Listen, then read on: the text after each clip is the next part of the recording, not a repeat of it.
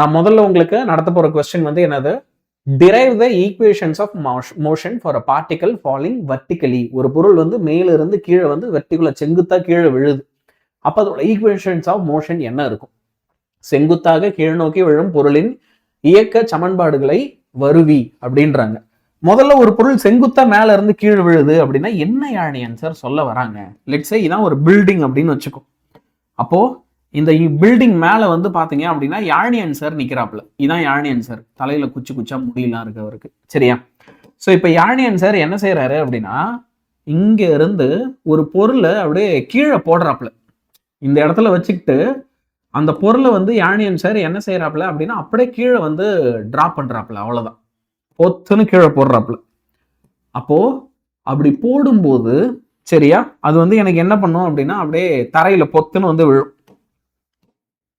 இதுதான் வந்து ஒரு பொருளை வெர்டிகலி டவுன்வர்டா கீழே போடுறது அப்படின்னு அர்த்தம். செங்குத்தா ஒரு பொருளை கீழே போடுறதுன்னா பொத்துன்னு விட்டா போதும், கீழே வந்து விழுந்துடும். இப்ப இந்த ஈக்குவேஷன்ஸ் ஆஃப் மோஷன் இருக்குல்ல, அதோட ஃபார்முலாலாம் உங்களுக்கு ஞாபகம் இருக்கா? நான் இதெல்லாம் போன வகுப்புல சொல்லி கொடுத்துருக்கேன். போன 5 மார்க்கு உங்களுக்கு அதுதான், சரியா? இப்ப அந்த ஈக்குவேஷன்ஸ் ஆஃப் மோஷனோட ஃபார்முலாவை நான் இங்க எழுதி போடுறேன். உனக்கு இதெல்லாம் வந்து ஞாபகம் வருதா அப்படின்னு சொல்லு, சரியா? ஸோ ஃபர்ஸ்ட் ஃபார்முலா வந்து என்ன அப்படின்னா v is equal to u plus at. அப்புறம் அடுத்தது s is equal to ut plus half at square. அப்புறம் v square is equal to u square plus 2as. சரியா? இதான் வந்து 3 முக்கியமான ஃபார்முலாஸ். இது இல்லாம இன்னொரு ஃபார்முலா இருக்கு. இன்னொரு ஃபார்முலா வந்து என்ன, u plus v divided by 2 into t அப்படின்னு சொல்லி ஒரு ஃபார்முலா இருக்கு. ஸோ இதான் வந்து அந்த 4 ஈக்குவேஷன்ஸ் ஆஃப் மோஷன். யார் யாருக்கெல்லாம் இது நான் போன கிளாஸ்ல டெரிவேஷனோட சொல்லி கொடுத்தது ஞாபகம் இருக்கு? ஞாபகம் இருக்கா? குட் இல்ல? இப்போ ஒரு கேள்வி என்னன்னா, லெட்ஸ் சே நான் ஒரு பொருளை வந்து I am dropping it vertically. அப்போ நான் இப்படி விட்டாலே அது கீழே விழுந்துருமா, இல்ல நான் இதுக்கு ஓங்கி ஒரு வேகத்தை கொடுக்கணும், டவுன்வர்டா நான் ஒரு வேகத்தை கொடுத்தாதான் கீழே போகுமா? நகுல் ராம் வந்து நியூ ஸ்டூடெண்ட், வெல்கம் நகுல், இந்த கிளாஸ் கவனிங்க நல்லா அழகா. விட்டாலே விழுந்துரும். எம்எஸ் தோனி என்ன சொல்றாருன்னா விட்டாலே விழுந்துரும், ஓகே அப்படின்னு சொல்றாப்புல. ஃபோர்ஸ் எல்லாம் எதுவும் தர தேவையில்லை. அப்ப ஒரு பொருளை டிராப் பண்ணும்போது இனிஷியல் வெலாசிட்டி அதுக்கு என்னவா இருக்கும்னா 0வா இருக்கும். நான் இனிஷியலா அதுக்கு ஏதோ ஒரு வெலாசிட்டி கொடுத்தா தான் அது நகரும்னு இல்லை. இப்ப இதே இந்த பென் வந்து என் கையில இருக்கு. இந்த பென் வந்து இப்ப எனக்கு என்ன பண்ணா மேல போகணும். I want it to go up. Initial velocity தரலனா இது மேல போகுமா போவாதா? தரணும். நான் இங்க இருந்து இப்படி ஏதாவது ஒரு ஃபோர்ஸ் கொடுத்தாதான் அது மேல போகும். இனிஷியலா ஏதோ ஒரு வெலாசிட்டி கொடுத்தாதான் அது மேல போகும். கீழே இருந்து மேல போறதுக்கு இனிஷியல் வெலாசிட்டி வேணும். ஆனா மேல இருந்து கீழே வர்றதுக்கு இனிஷியல் வெலாசிட்டி தேவையில்லை, சரியா? So u is equal to 0. அப்ப நம்ம என்ன செய்ய போறோம், இந்த இடத்துல new okay equations of motion எடுத்து எழுத போறோம். ஏற்கனவே இருக்கிற ஈக்குவேஷன்ஸ் ஆஃப் மோஷன்ல ஓகே இந்த பார் v is equal to 0 plus at. நான் ஏன் இங்க 0 போடுறேன், ஏன்னா இங்க u இருக்கு. எங்கெல்லாம் u இருக்கோ அங்கெல்லாம் நீ 0 போடு. அப்ப என்ன ஆயிடும், அது 0 தானே, அதை மென்ஷனே பண்ண தேவையில்லை. v equal to a into t அப்படின்னு சொல்லி நமக்கு ஒரு ஈக்குவேஷன் கிடைக்கும், சரியா? நெக்ஸ்ட் வந்து பாத்தீங்க அப்படின்னா இங்கதான் 1ன்னு போடுறல, அப்புறம் எதுக்கு? சில நேரத்துல மூளை வேலை செய்ய மாட்டேங்குது. சரி, இப்போ இங்க ரெண்டாவதுக்கு வரும். இங்க பாரு s is equal to u 0னா 0 into t u 0 தான். அப்ப s is equal to 1/2 at square. இப்ப இதுல ஒரு சின்ன விஷயம் எடுத்துக்கலாம். என்னன்னா, நான் இது இப்படி கீழே போடுறேன்னா இந்த கீழே இழுக்கிற அந்த ஆக்சலரேஷனை என்னன்னு சொல்லுவோம்? ஆக்சலரேஷன் டியூ டு கிராவிட்டின்னு சொல்லுவோமா? ஒரு பொருள் மேல இருந்து கீழே விழும்போது அதோட ஆக்சலரேஷன் 9.8 ஆக்சலரேஷன் டியூ டு கிராவிட்டிக்கு சமமா இருக்கும். அப்ப இந்த நியூ ஈக்குவேஷன் ஆஃப் மோஷன்ல நீ ஞாபகம் வச்சுக்க வேண்டியது என்ன, எங்கெல்லாம் u வருதோ அங்க 0, எங்கெல்லாம் a வருதோ அங்க g போடணும். எங்கெல்லாம் a வருதோ அங்க வந்து நம்ம என்ன செய்யணும், g போடணும். அப்போ நம்ம என்ன செய்வோம், ஸ்டார்டிங்ல இருந்தே இதை இன்னும் கொஞ்சம் கரெக்டா எழுதும். அப்போ எனக்கு இந்த ரிலேஷனே என்ன ஆயிடும் அப்படின்னு பாத்தீங்கன்னா, ஃபர்ஸ்ட் ஒன் வந்து g இன்டூ டி அப்படின்னு கிடைக்கும். ரெண்டாவது ஒன்று வந்து 1/2 g t ஸ்கொயர் அப்படின்னு சொல்லி ஒரு ரிலேஷன் கிடைக்கும். சரியா? இப்ப இதுவே மூணாவது ரிலேஷன் எனக்கு என்ன ஆயிடும் அப்படின்னு பாத்தீங்கன்னா, v square is equal to 2gs அப்படின்னு சொல்லி ஒரு ரிலேஷன் கிடைக்கும். நாலாவது ஈக்குவேஷன் வந்து என்ன ஆயிடும் அப்படின்னா, s இஸ் ஈக்குவல் டு, சரியா, v 1/2 v இன்டூ டி அப்படின்னு ஒரு ரிலேஷன் கிடைக்கும். இந்த 4 ஈக்குவேஷனும் புரியுதா இப்ப எல்லாருக்கும்? நாளைக்கு English maths mid term test இருக்கு. நான் என்ன பண்றது, நகுல் அந்த கிளாஸ் படிங்க. நாளைக்கு என்ன டெஸ்ட் இருக்கோ அதை படிங்க. நான் ஜாயின் பண்றதுக்கு இன்னைக்கு குவிஸ் மீட்டிங் வைக்கிறாங்க sir. What type of questions will be there? Quiz, general questions, basic level subject questions தான் கேட்பாங்க. சரியா? இப்ப இதுல ஒரு சின்ன விஷயம் சொல்றேன். சில நேரங்கள்ல என்ன பண்ணுவாங்க, இந்த எஸ் ஹைட்னு எடுத்துப்பாங்க. சரியா? இந்த எஸ் இருக்கு பாரு, சில நேரங்கள்ல அதை ஹைட்னு எடுத்துப்பாங்க. விச் இஸ் நீ ஈஸியா மாத்திக்கலாம். எஸ்னா ஹைட்டு, அதை ஈஸியா வந்து நீ என்ன பண்ணிக்கோ, ஞாபகம் வச்சுக்கோ. இப்போ மெயின் விஷயத்துக்கு வரும். என்னன்னா, இதுல they might ask you to find the time period. நம்மள இதுல என்ன கண்டுபிடிக்க சொல்லலாம்? Time period. ஒரு பொருள் மேல இருந்து கீழே விழறதுக்கான நேரத்தை கண்டுபிடிக்க சொல்லலாம். அப்படி கண்டுபிடிக்க சொல்றாங்க அப்படின்னா h is equal to 1/2 gt square ஃபார்முலாவை எடுத்துக்கும். சரியா? இப்ப இந்த ஃபார்முலால நான் என்ன செய்ய போறேன், 2 இந்த பக்கம் கொண்டு வர போறேன். சரியா? அப்போ t square is equal to 2 into h divided by g ஒரு ரிலேஷன் வரும். அப்ப t is equal to root of 2h by g. Time period கண்டுபிடிக்கிறதுக்கான ஃபார்முலா. ஒரு பொருளை வந்து மேல இருந்து கீழே போடுற அப்படின்னா அது எவ்வளவு நேரம் கழிச்சு தரையில வந்து விழும், அதை கண்டுபிடிக்கிறதுக்கான formula t is equal to root of 2g by h அப்படின்னு சொல்லி கண்டுபிடிக்கலாம். இதுவுமே எல்லாருக்கும் புரியுதா? அப்ப இங்க பாருங்க. ஓகே, எல்லாரும் இங்க பாருங்க. derive equations of motion for a particle falling vertically. அழகா லைன் பை லைன் நான் உங்க எல்லாருக்குமே சொல்லித்தரேன். சரியா? consider an object of mass m falling from a height h. ஹெச்ன்ற உயரத்துல இருந்து m அப்படின்ற ஒரு நிறையுடைய மாசுடைய பொருள் ஒன்ன கன்சிடர் பண்ணு, கீழே விழுது அப்படின்னு கன்சிடர் பண்ணு.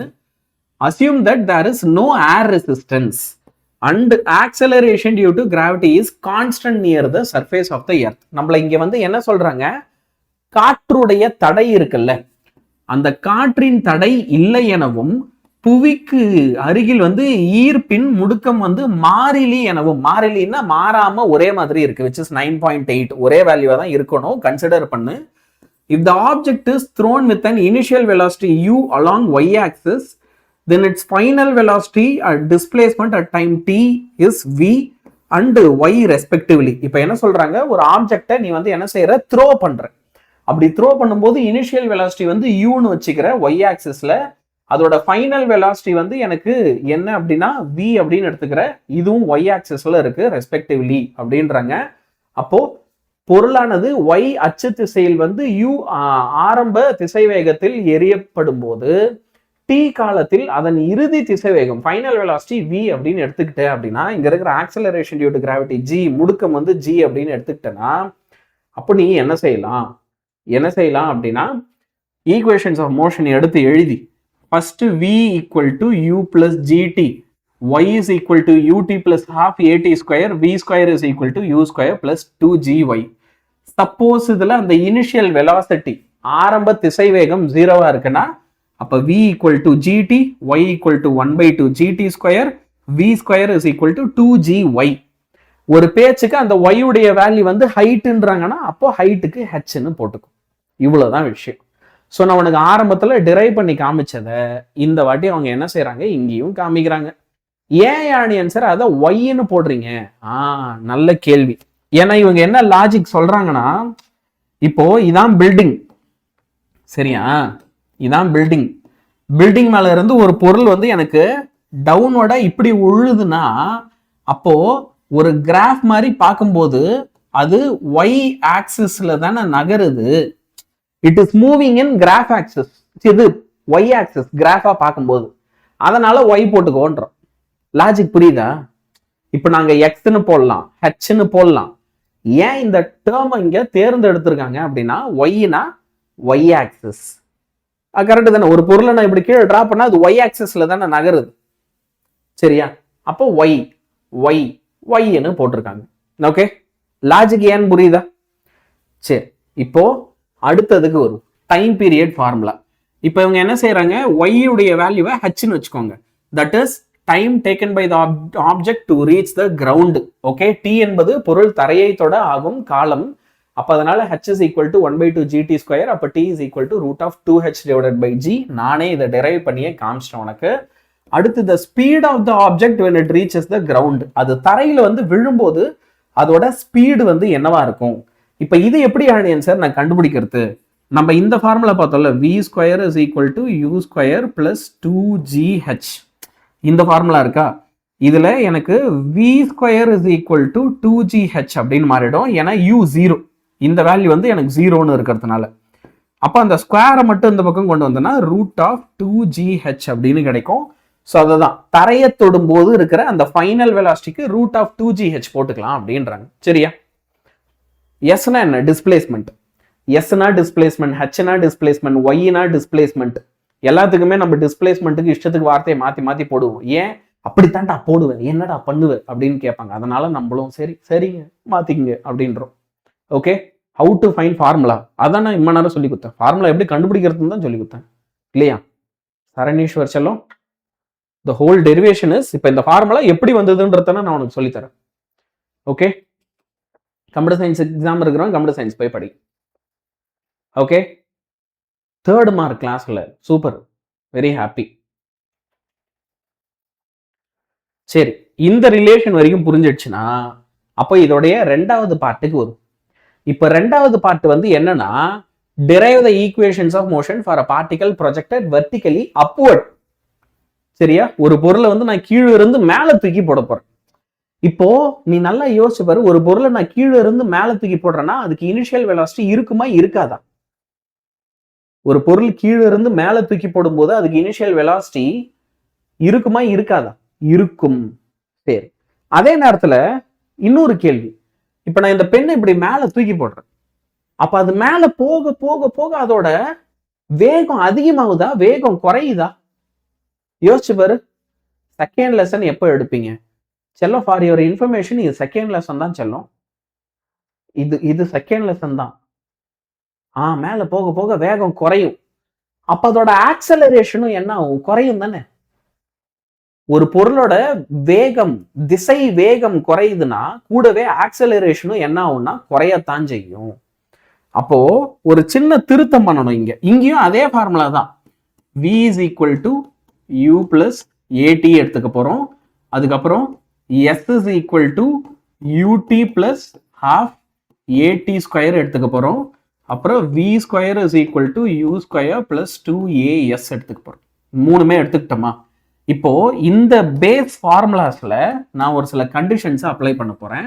என்னென்ன கண்டிஷன் அப்படின்னு பாருங்க. முதல்ல நான் என்ன செய்ய போறேன் அப்படின்னா, எங்கெல்லாம் u வருதோ அந்த இடத்துல இந்த வாட்டி u அப்படியே சப்ஸ்டியூட் பண்ணிடலாம். போன வாட்டி u வந்ததுன்னா 0ன்னு போட்டோம். இந்த வாட்டி அப்படிலாம் பண்ணக்கூடாது. இனிஷியல் வெலாசிட்டி இருந்தா தான் வேலைக்கு ஆகும். ஆனா இந்த வாட்டி ஆக்சலரேஷனோட இடத்துல -gன்னு போடணும். ஏன்னா இது டிக்ரீஸ் ஆகிறதுனால. ஏன் -gன்னு போடணும்? போன வாட்டி வெறும் g தானே போட்டோம். இந்த வாட்டி இது டிக்ரீஸ் ஆகுது, குறையுது. அதனால -g அப்படின்னு போடணும். அதே மாதிரி எங்கெல்லாம் வந்து s இருக்கோ அங்க yன்னு போட்டுக்கலாம். அப்படி இல்லைன்னா ஹெச்ன்னு போட்டாலும் ஒன்றும் பிரச்சனை இல்லை. ஒய்யோ ஹெச்சோ அதெல்லாம் பிரச்சனை இல்லை. இப்போ இந்த ஃபார்முலாஸ்ல நம்ம இதை வந்து என்ன செய்யலாம்? சப்ஸ்டியூட் பண்ணலாம். Then okay, new equations of motion எனக்கு எப்படி இருக்கும், அது ஒரு பொருள் மேல இருந்து கீழே விழும்போது அப்படின்னு பாத்தீங்கன்னா, first v is equal to u minus gt. Initial velocity இருக்கும், ஆனா -gt போடும். சரியா? ஏன்னா g வந்து மைனஸ், a வந்து -g. அடுத்து எஸ்ஸோட இடத்துல இப்போ ஒரு பேச்சுக்கு நான் ஹைட் ஹெச்னு போட்டுக்கிறேன். அப்போ height H is equal to, நான் இங்க வந்து என்ன செய்ய போறேன், யூடி மைனஸ் 1/2 ஜிடி ஸ்கொயர். ஏன்னா இங்க ஏ இருக்கு, ஏவோட இடத்துல மைனஸ் ஜி போட்டா இந்த இடம் மைனஸ்னு மாறிடும். அடுத்து வந்து பாத்தீங்க அப்படின்னா V square is equal to U square minus 2GS. இந்த 3 ஈக்குவேஷனும் எப்படி வருதுன்னு இப்ப எல்லாருக்குமே புரியுதா?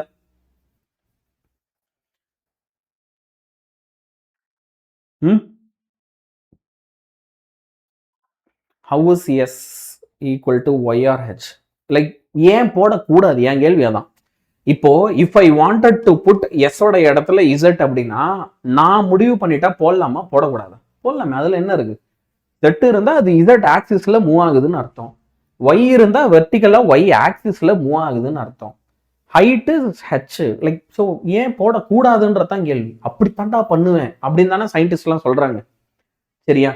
ஏன் வந்து ஏ உடைய வேல்யூ மைனஸ் ஜி? இப்பதானே சொன்னேன், ஒரு பொருள் கீழே இருக்கிறத நான் மேலே தூக்கி போடுறேன், அது மேலே போக போக அதோட வேகம் குறையுது, வேகம் குறைஞ்சா ஆக்சலரேஷன் குறையும். நீங்க தான் சொன்னீங்க, நானா சொன்னேன்? நீங்க தான் கொஞ்ச நேரம் முன்னாடி என்கிட்ட சொன்னீங்க. அப்ப அதனால நான் மைனஸ் போடுறேன், அவ்வளவுதான். இது எல்லாருக்குமே இப்போ தெளிவா? இனிஷியல் வெலாசிட்டி எப்பயுமே 0 தானே. டேய் இங்க பாடுறா, இப்ப இந்த பேனாவை நான் மேல தூக்கி போடணும், இதுக்கு நான் இனிஷியலா வெலாசிட்டி கொடுக்கவே இல்லை, 0லே வச்சிருக்கேன்னா இது மேல போகுமா போவாதா? யோசிச்சு பாரு. இதுகிட்ட போய் சொல்றேன், பேனா ப்ளீஸ் பேனா கொஞ்சோண்டு மேல போ, கொஞ்சோண்டு கேட்கிறேன், உனக்கு மனசாச்சு இறக்கமே இல்லையா, ஏன் இப்படி பண்ற? அப்படி இல்லாம அப்ப அடி தட்டு தட்டுனா மேல போகுது, அப்ப இனிஷியல் வெலாசிட்டி கொடுக்குற, அப்போ அங்க யூக்கு வேல்யூ வரும். சரியா? இப்ப இதுவே வந்து இந்த பேனா வந்து நான் ரிலீஸ் பண்ணிட்டு தப்பர், இதை வந்து நான் இப்படி ரிலீஸ் பண்றேன், ஆனா வந்து அதுகிட்ட நான் பேச்சுவார்த்தை நடத்தணுமா? அதுகிட்ட இல்ல, பேனா பேனா ப்ளீஸ் பேனா நீ வந்து கீழே விழுந்துரு பேனா அப்படின்னு சொல்லிட்டு விட்டா ஊந்துருவாரு, விட்டா பொத்துன்னு கீழே ஊந்துருவாரு. சரியா? ஸோ அவ்வளவுதான் விஷயம். அதனாலதான் அங்க இனிஷியல் வெலாசிட்டி இல்லை, இங்கே இருக்கு. ஸோ அதே கதை தான். Consider an object mass m thrown vertically upward with an initial velocity. Assume that no air resistance and acceleration due to gravity constant near the surface of the earth. இப்போ final velocity, displacement, லொட்டு லோஸ்க்கு எல்லாத்தையும் அதே மாதிரி எடுத்துக்கோ, ஆனால் ஆக்சலரேஷனை மட்டும் minus ஜின்னு எடுத்துக்கோ. இந்த ஒரு பாயிண்ட் தான் மாறும். ஆக்சலரேஷனை மட்டும் மைனஸ் ஜின்னு எடுன்ற ஒரு பாயிண்ட்டை மட்டும் மாத்திட்டு திரும்ப வா ஈக்குவேஷன் எடுத்து எழுது. V equal to U minus GT, UT minus 1/2 GT square, U square minus 2GY. 3 formula எடுத்து எழுதுனா டன், முடிஞ்சிடுச்சு. Question done. இவ்வளவுதான். இதை எழுதிட்டுனா உனக்கு எத்தனை? 5 மார்க். 5 மார்க். ஓகேவா? ஸோ ரொம்ப அழகா படிச்சு என்ன பண்ணுங்க, எழுதிருங்க, கரெக்டா எழுதிருங்க. சரியா?